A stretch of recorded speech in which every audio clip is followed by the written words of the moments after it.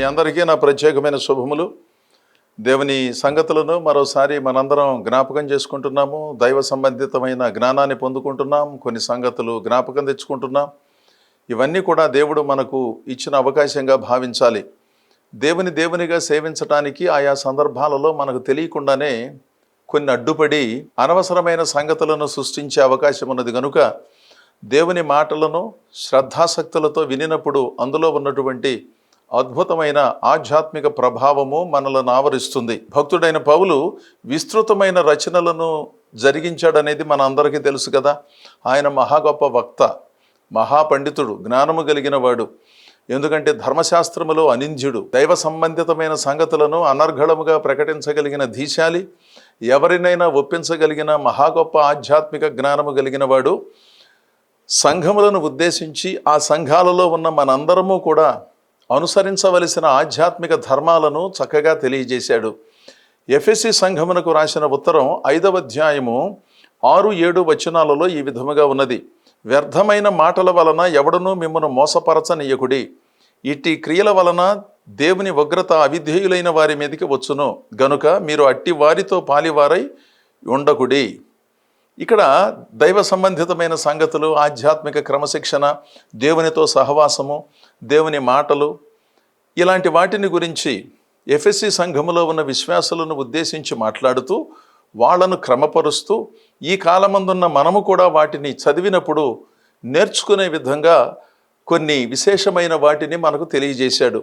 ఇక్కడ వ్యర్థమైన మాటల వలన మిమ్మును ఎవడునూ మోసపరచనీయకుడి అంటే వ్యర్థమైన మాటలు మాట్లాడటం ఒకటైతే వ్యర్థమైన మాటలు మాట్లాడే వారి చేత మోసపరచబడటం మరొక సంగతి. మీకు అర్థమైంది అనుకుంటున్నాను. కొంతమంది వ్యర్థమైన మాటలు మాట్లాడుతూ ఉంటారు. ఎందుకు మాట్లాడతారో తెలియదు, ఎందుకంత విస్తరించి మాట్లాడతారో తెలియదు, అసలు వాళ్ళ ఉద్దేశం ఏమిటో మనకు తెలియదు. మనకు తెలియకపోవటం కాదు, వాళ్ళకు కూడా తెలియదని నేను అనుకుంటున్నాను. వాళ్ళని పక్కన పెట్టండి. వ్యర్థమైన మాటల వలన మనము మోసపరచబడటానికి వీల్లేదు. వ్యర్థమైన సంగతులకు ఎంత దూరంగా ఉంటే అంత మంచిది. అర్థవంతమైన సంగతులకు మాత్రమే మనము చెవినివ్వాలి. కానీ వ్యర్థమైన అర్థం లేనటువంటి సంగతులను శ్రద్ధగా వినటం కానీ, అక్కడికి వెళ్ళటం కానీ, అలాంటి వారితో చక్కని సహచర్యం కలిగి ఉండటం కానీ మంచిది కాదు. అంటే మనలను మనమే కాపాడుకోవాలి. ఎవరో వచ్చి మనలను కాపాడరు. ఏ మాట వినాలి, ఏ పాట వినాలి, ఏ సంఘమునకు వెళ్ళాలి, ఏది అర్థవంతమైనది, ఏది దైవికమైనది, ఏది ప్రభావము కలిగినది, ఈ సంగతులను ఎవరంతటికి వాళ్లే గుర్తించాలి. మనమేం చిన్నపిల్లలం కాదు. దేవుని వాక్యం వినే మీలో అనేకులు నాకంటే అనుభవజ్ఞులు, పెద్దలు ఉన్నారు. ఎందుకంటే చాలా కాలంగా భక్తి చేస్తున్నారు. ఒక సంవత్సరం ఒకళ్ళని, ఇంకొక సంవత్సరం ఇంకొకళ్ళని పట్టుకోవలసిన కర్మ మనకు పట్టలేదు. ఒకవేళ సిద్ధాంతపరంగా దైవ విరుద్ధముగా ఎవరైనా నడుచుకుంటూ ఉంటే వారిని విసర్జించటం అది సరి అయినదే. కానీ క్రొత్తక వింత పాతక రోతలాగా ఒక 2 సంవత్సరాలు కొంతమందిని భుజాన వేసుకోవటం, ఆ తర్వాత వాళ్ళను నేలకేసి కొట్టడం, ఇంకా 2 సంవత్సరాలు ఇంకా కొత్త వారిని భుజాన వేసుకోవటం, వాళ్ళను వదిలిపెట్టేయటం, ఇది కొంతమందికి రివాజ్ అన్నమాట. ఎవరిని పడితే వాళ్ళను పొగడటం, మీ ద్వారా మేము చాలా సంగతులు నేర్చుకున్నాం అనటం, చాలా సంగతులు నేర్చుకున్న వారిని మరొక రకంగా కొంతకాలం అయిన తర్వాత మాట్లాడటం, వాళ్ళను వదిలేసి ఇంకొకళ్ళను పట్టుకోవటం, వాళ్ళ చుట్టూ తిరగటం. అసలు వాళ్ళ చుట్టూ తిరిగినప్పుడు కూడా రాత్రి లేదు, పగలు లేదు, అర్ధరాత్రి లేదు, సాయంత్రం లేదు, వర్షం లేదు. ఎందుకంటే అంత దగ్గర అయిపోతారన్నమాట. మంచి సహవాసం జరిగింది. మళ్ళీ ఏమైందో ఏమిటో 2, 3, 4 సంవత్సరాల తర్వాత అసలు వాళ్ళెవరో వీళ్ళెవరో అన్నట్లుగా వ్యవహారం చేయటం. వాళ్ళతోనే కాదు, చాలామందితో కొంతమంది ఇదే పద్ధతి. ఆ సంఘాన్ని వదిలి ఈ సంఘానికి, ఈ సంఘాన్ని వదిలి ఆ సంఘానికి వెళ్ళినప్పుడు అసలు ఇది పరలోకంగా ఉందంటాం. ఏ సంఘాన్ని అయితే వదిలొచ్చారో ఆ సంఘం కూడా పరలోకంగానే కనపడింది 2-3 సంవత్సరాల క్రితం, 10 సంవత్సరాల క్రితం. ఇప్పుడు అది పరలోకంలాగా కనపట్లా, ఈ సంఘం పరలోకంలాగా కనపడింది. ఇక్కడ మోజు అయిపోయిన తర్వాత ఇంకొక సంఘానికి వెళ్ళినప్పుడు అసలు ఇది పరలోకపు గవిని అని అనుకోవటం. ఎప్పుడన్నా ఏదైనా ఒక సంఘాన్ని మారవలసి వస్తే అది దూరం భారమైనందున కానీ, ఒకవేళ సిద్ధాంతపరమైన సంగతులు సరిగా వివరించి బోధించనందున కానీ, అక్కడ ఆధ్యాత్మిక క్రమశిక్షణ సరిగా లేదు, నా ఆత్మ వర్ధిల్లటం లేదు కనుక నేను మారవలసి వచ్చిందని ఒకవేళ అనుకుంటే ఆ దారి వేరు. వాటిని మినహాయించి మనం మాట్లాడుకుంటే కొంతమంది ఎక్కడా స్థిరంగా ఉండరు, వ్యర్థమైన మాటల చేత ఆకర్షించబడతారు. అర్థవంతమైన ఉపన్యాసాలను వినటానికి చెవి లేదు, అర్థవంతమైన పాటలు విని అందులో ఉన్న భావాన్ని గ్రహించడానికి చెవులు అంత క్రమశిక్షణగా లేవు. ఎంతసేపు హాస్యం కావాలి, ఎంతసేపు ప్రజలు మనలను ఆనంద డోలికల్లో ముంచి లేపాలి, అప్పుడు అలాంటి స్థలాలకు వెళ్ళాలని కోరుకుంటారు. అర్థవంతంగా దేవుని సంగతులను నేర్చుకుందాం, దేవుని మాటలలో ఉన్న భావాన్ని గ్రహిద్దాం. కాస్త నిజాయితీగా దేవుని సేవలు చేసే దైవ సేవకులు ఎక్కడున్నారో భూతద్దంతో వెతికి పట్టుకుందాం. కాస్త దూరమైన అక్కడికి వెళ్ళి వారి దగ్గర దేవుని మాటలు నేర్చుకుని మనం కూడా 2 మాటలు ప్రజలకు అర్థమయ్యేటట్లుగా వివరించి తెలియజేద్దాం అనే భావన కలిగిన వాళ్ళకంటే నలుగురితో కలిసి మనం అన్నట్టుగా అదొక వేలం వెర్రి అయిపోయింది కదా కొంతమందికి. భక్తిని భక్తి సూత్రాలతో జరిగించాలి, అర్థవంతమైన మాటల చేత మనము నడిపించబడాలి, కానీ వ్యర్థమైన మాటల చేత మనము ప్రభావితం చేయబడకూడదు, అలాంటి వారి చేతిలోకి మనం వెళ్ళకూడదు అంటున్నాడు. 6వ వచనం చదువుకున్నాం కదా, వ్యర్థమైన మాటల వలన ఎవడునూ మిమ్మును మోసపరచనీయకుడి. అంటే మనం జాగ్రత్తగా ఉండాలి, అది వాళ్ళని జాగ్రత్తగా ఉండమని చెప్పేది కాదు. మీరు నేను జాగ్రత్తగా ఉండాలి. ఏమి వింటున్నామో, ఎక్కడికి వెళుతున్నామో, ఎందుకు వెళుతున్నామో, ఎందుకు ఆ పని చేస్తున్నామో, ఈ సంగతులలో మీరు నేను దేవుని లేఖనముల వెలుగులో ఒక నిబద్ధత కలిగి ఒక భక్తి పద్ధతిని అనుసరించి జీవించాలి. ఇది ప్రధానమైన సంగతి. మన అందరం మాట్లాడే మాట ఏంటంటే, చేసేదంతా చేసి అదో రకమైన విచిత్రమైన స్నేహం చేసి అసలు సమయం లేదు, ఏమీ లేదు, అసలు వాళ్ళు దేవుళ్ళు అయినట్లుగా భావించి కొంతకాలం అయిన తర్వాత నేను మోసపోయానండి, నన్ను మోసం చేశారండి, నా సొమ్ములు కొట్టేశారండి, ఎంత సమయం ఖర్చు పెట్టానండి, ఎంత ప్రేమించానండి, ఎంత అభిమానించానండి అని కనపడిన వాళ్ళందరి దగ్గర చెప్తారు. ఎవరో మోసం చేయటం కాదు, వాళ్ళు మోసం చేయటానికి ఒకవేళ ఆ పదాన్ని వాడవలసి వస్తే వాళ్ళు అలా చేయటానికి అవకాశం కల్పించిన మన అమాయకత్వాన్ని, మన అనాలోచనను ఏమనాలి? అదేంటండి అలా మాట్లాడతారు, దేవుని వాక్యంలో ఇలా ఉన్నది కదా, ఇలా మాటలు చెప్పకూడదు కదా, అర్థం లేనటువంటి ఆధ్యాత్మికతను బోధించకూడదు కదా, ఈ పాటలేంటి ఇలా ఉన్నాయి, ఈ మాటలేంటి ఇలా ఉన్నాయి, ఇది పద్ధతి కాదు, దేవుని వాక్యం ఏం చెబుతోందని ఒకవేళ దేవుని వాక్యములో నుంచి సున్నితంగా స్పందించి వారికి తెలియజేయవలసిన రీతిలో తెలియజేస్తే ఆ నిరర్థకమైన మాటలు కాస్త ఆగేయేమో, మనలను మనం మోసం చేసుకోకుండా బ్రతికేవాళ్ళమేమో, మోసం చేసేవారికి అవకాశం ఇవ్వకుండా ఉండేవాళ్ళమేమో, మన బాధ్యతను విస్మరించినందున కదా వాళ్ళు మోసం చేశారు అని ఇప్పుడు చెప్పుకుంటున్నాం. సర్లే, ఒకసారి ఏదో మోసపోయాం, ఎందుకంటే తెలియదు, అన్నీ పాలే అనుకున్నాం కనుక మోసపోయాము, కాస్త గుణపాఠం నేర్చుకున్నాము. మరి ఆ తర్వాత ఏమైంది? ఎప్పటికప్పుడు పరగడుపా? వాళ్ళు మోసం చేశారండి, వీళ్ళు అలా చెప్పారండి, నేను చాలా డబ్బులు ఇచ్చేశానండి, నేను చాలా సేవ చేశానండి.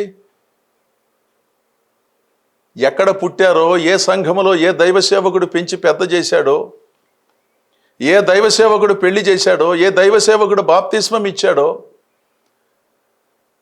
వాళ్ళు కొంతమందికి కనబడటం లేదు. వాళ్ళు చిన్నగా ఉన్నారు.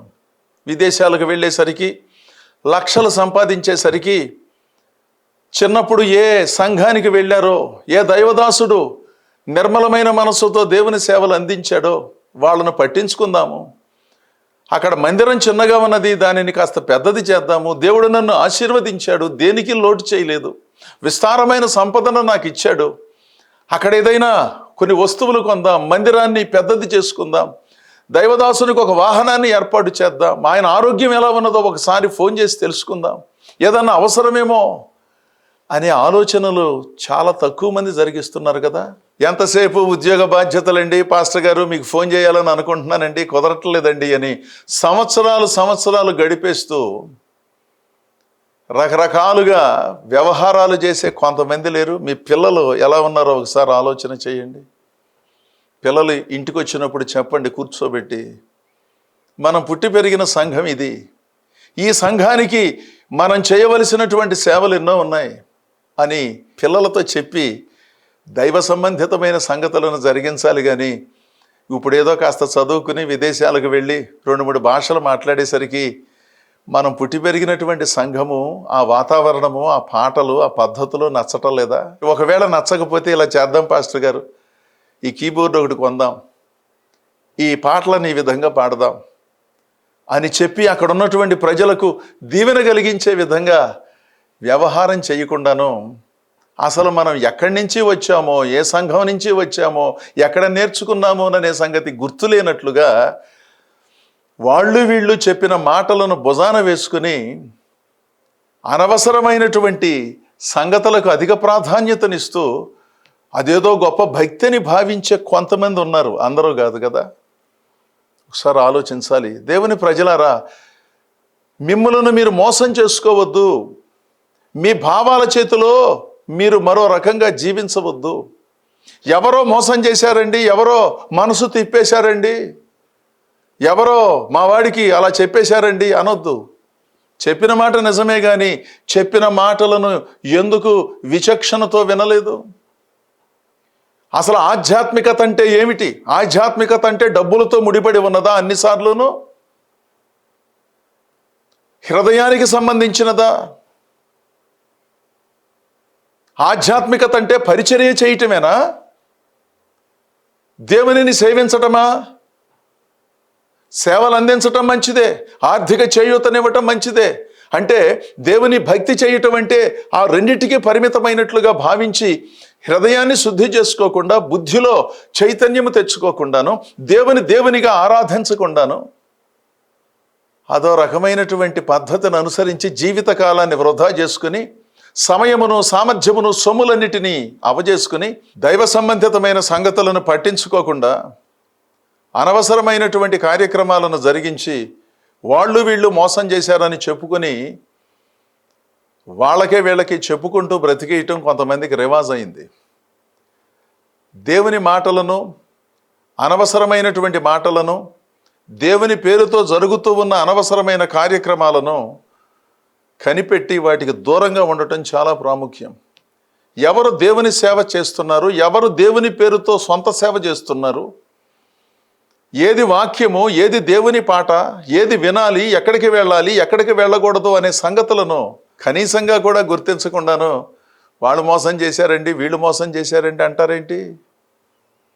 మనస్సాక్షిని దేవుడు ఉంచినప్పుడు, అందులో నుంచి దేవుడు మనతో మాట్లాడినప్పుడు మనం విని తదనుగుణముగా నడుచుకోవాలిగా, కొన్ని మార్పులు చేసుకోవాలిగా. అదేమీ లేకుండా అదో రకమైనటువంటి మైకములో ఉండి ఎవరు చెప్పినా, ఎన్నిసార్లు చెప్పినా, క్షేమము కోరి చెప్పినప్పటికీ పట్టించుకున్నటువంటి ధోరణుల మధ్యలో జీవించే వాళ్ళు ఆలోచించటం చాలా చాలా ప్రాముఖ్యం. ఆ తర్వాత కొలస్సీ సంఘమునకు పౌలు భక్తుడు రాసిన ఉత్తరం 2వ అధ్యాయము 8వ వచనములో ఈ విధముగా ఉన్నది: ఆయనను అనుసరింపక మనుషుల పారంపర్యాచారమును అనగా ఈ లోక సంబంధమైన మూలపాఠములను అనుసరించి మోసకరమైన నిరర్ధక తత్వజ్ఞానము చేత మిమ్మను చెరపట్టుకుని పోవువాడెవడైనా ఉండునేమో అని జాగ్రత్తగా ఉండుడి. ఒక చక్కని మాట. ఆయనను, ఆయన అంటే ప్రభు అయిన యేసుక్రీస్తును అనుసరింపక మనుషుల పారంపర్యాచారములు, మనుషుల ఆలోచనలను మనం కొంతవరకు పట్టించుకోవాలి. ఆచారము అంటే ఆచరింపదగినది, దురాచారము అంటే ఆచరింపనక్కరలేనిది అని అర్థం. అంటే అర్థం లేనటువంటి వాటికి అధిక ప్రాధాన్యతనిచ్చి మేము ఇలాగే ఉంటామండి, మేము ఇలాగే విన్నామండి అని చెప్తారు. దేవుని వాక్యానికి అనుబంధంగా ఉంటే తప్పేమీ లేదు.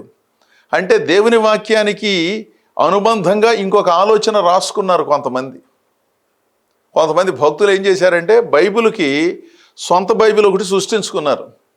అందుకని బైబిల్లో లేని కొన్ని నియమ నిబంధనలను సంఘాలలో ప్రవేశపెట్టారు. అసలు ఆ కార్యక్రమానికి దేవునికి సంబంధమే లేదు. అదేదో చాలా ప్రాముఖ్యమైన సంగతి, దేవుడు నాకు ప్రత్యక్షతనిచ్చాడు, దేవుడు నాతో చెప్పాడు. దేవుడిచ్చే ప్రత్యక్షతలన్నీ బైబిల్కు అనుబంధంగా ఉంటాయి, కానీ బైబిల్లో లేని ప్రత్యక్షతలేమి దేవుడు ఇవ్వడు. బైబిల్లో ఉన్నాయి, అవి మనకు అర్థం కాలేదు కనుక దర్శనము ద్వారా దేవుడు మనకు తెలియజేశాడు, ప్రవచనము ద్వారా దేవుడు మనకు తెలియజేశాడు. కొన్ని మర్మముగా ఉన్నాయి, వాటిని గ్రహించలేకపోతున్నాము కనుక, ఎవరో వివరించి సరిగా చెప్పలేకపోతున్నారు కనుక దేవుడు జ్ఞానవాక్యము ద్వారా, ప్రవచన వాక్కు ద్వారా, దర్శనము ద్వారా మనకు తెలియజేశాడు. అంతేగాని బైబిల్లో లేని సంగతులను దేవుడు నాకు తెలియజేశాడని చెప్పి వాటిని ప్రజలపైన రుద్ది అనవసరమైనటువంటి నిరర్ధకమైన తత్వజ్ఞానము చేత ఆధ్యాత్మిక కార్యక్రమాలను నిర్వహిస్తూ అదేదో గొప్ప భక్తి అండి, ఈ భక్తిని మేమే చేస్తామండి, అసలు మేము తప్పితే ఎవరో చెయ్యరండి, మా సంఘము ప్రత్యేకమండి, మా భక్తి ప్రత్యేకమండి అని చెప్పుకుంటారు కొంతమంది. ప్రత్యేకంగా ఉండవలసిన మాట నిజమే, కానీ ఆ ప్రత్యేకం బైబిల్లో కనపడదే. దేవుని వాక్యానికి అనుబంధంగా ఉండాలి కదా ఆ ప్రత్యేకత. విచిత్రంగా విడ్డూరంగా ఎందుకున్నది? క్రొత్తవారు దేవుని సన్నిధిలోనికి రాకుండా ఆ విచిత్రమైనటువంటి సంగతి ఎందుకు అడ్డుకుంటోంది? ఎంతసేపు చెప్పిన వాళ్ళకి చెప్పుకుంటూ జీవించటం తప్ప క్రొత్తవారిని దేవుని సన్నిధికి నడిపించడానికి కావలసిన వెసులుబాటుతో కూడిన అర్థవంతమైన ఆధ్యాత్మిక క్రమం ఎక్కడున్నది? ఆలోచనిస్తే ఆలోచనలు వస్తాయండి. ఎంతసేపు నాదే గొప్ప, నాకే తెలుసు, ఎవరి మాటలో వినవలసిన పని లేదు, నేను అందరికీ చెబుతాననే భావనలో మీరు నేను అన్నిసార్లు ఉండలేం కదా. ఒకసారి ఆలోచించండి. ఈ లోక సంబంధమైన అనుసరించనక్కరలేని కొన్ని పద్ధతులను అనుసరించి ఇబ్బంది పడకుండాను నిరర్ధక తత్వజ్ఞానము చేత మీరు ప్రభావితం చేయబడకుండా ఉండాలి అంటున్నాడు. అర్థవంతమైన తత్వజ్ఞానం ఉన్నది. తత్వజ్ఞానము అంటే ఫిలాసఫీ కదా, పరిస్థితులను విశ్లేషించటం కదా, పరిస్థితులను అర్థం చేసుకోవటం కదా. ఓహో, నేను ఇలా ఉండాలి, ఇలా మాట్లాడాలి, ఇలా బ్రతకాలి, ఇలా నేర్చుకోవాలి, ఇలా చెప్పించుకోకూడదు, ఇలా నేను ఎప్పుడు పడితే అప్పుడు ఎక్కడికి పడితే అక్కడికి వెళ్ళకూడదు. ఇది ప్రజలను చూచి మనం నేర్చుకుంటాం. ఏది కాస్త బుర్ర జ్ఞానం కలిగి, దేవుని జ్ఞానం కలిగి, క్రమశిక్షణ కలిగి, విధేయత కలిగిన వారి లక్షణం. నిరర్ధకమైన తత్వజ్ఞానం అంటే ఏది పడితే అది మాట్లాడటం, ప్రతిదానిని సమర్థించుకోవటం, ఏం చేసినా ఆధ్యాత్మికత అనుకోవటం, అదేమంటే దేవుడు నాకు బయలుపరిచాడని చెప్పటం, ఎదుటి వాళ్ళ నోరు మూయించటం, ఏది పడితే అది చెప్పేయటం, జరిగించటం. నిరర్ధకమైన తత్వజ్ఞానము చేత మిమ్మలను మీరు మోసం చేసుకోకుండా చూసుకోండి అంటున్నాడు. దేవుని ప్రజలారా, దేవుని సేవలు జరిగించడం అంటే, భక్తిని జరిగించడం అంటే నా ఇష్టం వచ్చినట్లు నేను, మీ ఇష్టం వచ్చినట్లు మీరు, నా సంఘములో నా ఇష్టం వచ్చినట్లు నేను, మీ సంఘములో మీ ఇష్టం వచ్చినట్లుగా మీరు బోధించడానికి స్వేచ్ఛ లేదు. సౌకర్యార్థమై సంఘాల పేర్లు వేరుగా ఉన్నాయి, కానీ బోధ ఒక్కటే. దేవుని వాక్యములో ఉన్న సంగతులను చక్కగా తెలుసుకుని దేవుడిచ్చిన జ్ఞానము చేత ప్రజలకు మీరైనా నేనైనా అదే భావాన్ని చెప్పాలి. విచిత్రమైన భావాలతో, విచిత్రమైన దేవుని ప్రత్యక్షతలు అనే పేరుతో అనవసరమైన నిరర్ధక జ్ఞానము చేత, తత్వజ్ఞానము చేత, ఆధ్యాత్మిక నిరర్ధక తత్వజ్ఞానము చేత నడిపించబడక అర్థవంతమైన సంగతులతోనే భక్తిని జరిగించాలి. అది వ్యక్తిగతంగానైనా, సంఘములోనైనా, మరి ఎక్కడైనప్పటికీ. ఒకవేళ తెలియలేదనుకోండి, తెలుసుకోవాలి. అవగాహనతో ఆ సంగతులను గ్రహించాలి. ఇది ప్రధానమైన సంగతి. కానీ అన్నీ నాకే తెలుసండి, నా ప్రత్యక్షతలు వేరండి అంటే దేవుడేమైనా ప్రత్యేకంగా ప్రత్యక్షతలు వాళ్ళకే ఇచ్చాడా? అంటే ఇంకెవరికి ఆ ప్రత్యక్షతలు ఇవ్వడా? దేవుడు ఈ లోకాన్ని ప్రేమించాడు. యోగ్యులు సమర్థులైన దైవ సేవకులు ఎవరూ లేరా? ఇక ఆయనకు ఒక్కడికే ఈ ప్రత్యక్షత ఉన్నది, మిగిలిన వారికి ఆ ప్రత్యక్షత లేదా? లోకంలో ఉన్న ప్రజలనందరినీ ప్రభువు తన సన్నిధికి చేర్చుకోవాలని అనుకోవట్లేదా? అనేక మంది దైవ సేవకులను ప్రపంచవ్యాప్తముగా పిలవలేదా? అందరికీ ప్రత్యక్షతనిచ్చాడు. అసలు మనకు తెలిసిన ప్రత్యక్షత ఏమిటండి? ఈ భూలోకంలో ఉన్నటువంటి ప్రతి ఒక్కరూ క్రీస్తు ప్రేమను తెలుసుకోవాలి. దానిని మించిన ప్రత్యక్షత ఏమున్నది? దర్శనము లేకుండానే వాటిని గ్రహించవచ్చు కదా. మారు మనస్సు పొందిన వ్యక్తి దేవుని వాక్యాన్ని చదివినప్పుడు ప్రపంచానికి ప్రేమ సువార్తను ప్రకటించండి, వారిని ప్రభు దగ్గరకు నడిపించండి. ఇది గొప్ప ప్రత్యక్షత కదా. ఇది అందరికీ ఉన్న ప్రత్యక్షత కదా. దీనిని మించిన ప్రత్యక్షత ఏమన్నది? ప్రజలకు సేవను చేయటం, ప్రజలను ప్రభు దగ్గరకు నడిపించటం, ప్రార్థన చేసి దేవుని ప్రేమతో స్వస్థపరచటం, ప్రజలకు సేవ చేయటాన్ని మించిన ప్రత్యక్షత ఇంకేమన్నది చెప్పండి? ఈ ప్రత్యక్షతను విస్మరించి రకరకాల ప్రత్యక్షతలు మనం చూస్తున్నాం కదా. చూడటం మంచిదే, కానీ అంతిమముగా నిలిచేది ఒకే ఒకటి. క్రీస్తు నెరుగని వారికి ప్రేమ సువార్తను చెప్పి వారిని దేవుని సన్నిధిలో స్థిరపడటాన్ని మించిన ప్రత్యక్షత ఇంకొకటి లేదు. ఆ తర్వాత ఏ ప్రత్యక్షత వచ్చినా నిరర్థకమైన తత్వజ్ఞానము చేత మిమ్ములను మీరు మోసం చేసుకోకుండా జీవించండి. లోక సంబంధమైన మూలపాఠములను అనుసరించి మిమ్ములను ఎవరైనా చెరపట్టుకొని పోవువారుండునేమోనని జాగ్రత్తగా ఉండండి అంటున్నాడు. అంటే కొంతమంది చెరపట్టడం అంటే బంధించి లాక్కుపోతూ ఉంటారన్నమాట. ఇది రకరకాలైనటువంటి పద్ధతులలో ఈ రోజుల్లో జరుగుతుంది. వాళ్ళకి స్వేచ్ఛ లేదు, ఏమీ లేదు. అసలు వాళ్ళు దేవుని ఎలా ఆరాధించాలో వాళ్ళకి తెలియదు, మర్చిపోయారు అవన్నీ. ఒక విచిత్రమైనటువంటి ధోరణిలో వారు ప్రవేశపెట్టబడ్డారు, బలవంతంగా ప్రవేశపెట్టబడ్డారు, కుటుంబం ద్వారా ప్రవేశపెట్టబడ్డారు, ఏదో ఒక ప్రలోభము చేత వారు ఆకర్షించబడ్డారు, చెరపట్టబడ్డారు. అందులో నుంచి బయటకు రాలేని పరిస్థితి. అందుకని దేవుని ప్రజలారా, దేవుని వాక్యమేదో, దేవుని సంఘమేదో, దేవుని పాట ఏదో, దేవునికి ప్రార్థన అంటే ఏమిటో, క్రమశిక్షణ అంటే ఏమిటో మనం తెలుసుకున్న రోజున మనం అనవసరమైన సంగతుల చేత మోసపరచబడకుండా మనలను మనం కాపాడుకుంటూ భక్తిని భక్తి సూత్రాలతో జరిగించుకుంటూ ముందుకు సాగే అవకాశాన్ని కల్పిస్తుంది. అలాంటి విచక్షణ కలిగిన మీలో అనేకులను అభినందిస్తూ, మిగిలినటువంటి వారు ఈ సంగతులను పరిశీలించి తగు నిర్ణయం చేసుకుని దేవునిగా సేవించాలని, దేవుని సేవలను నాణ్యమైన పద్ధతిలో, దేవుడు చూపించిన పద్ధతిలో జరిగించాలని కోరుతూ ఈ నా మాటలు ముగిస్తున్నాను. దేవుడు మిమ్మును మీ కుటుంబాలను బహుగా దీవించునుగాక. ఆమెన్.